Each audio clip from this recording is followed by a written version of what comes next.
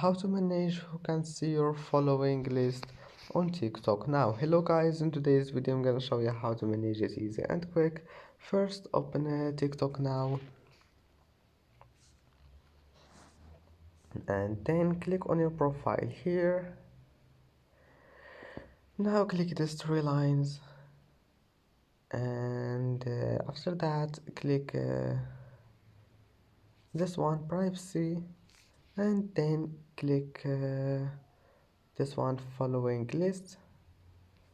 And now click here. You can manage it, you can make it only for you or your followers, and that's it. I hope that can help you.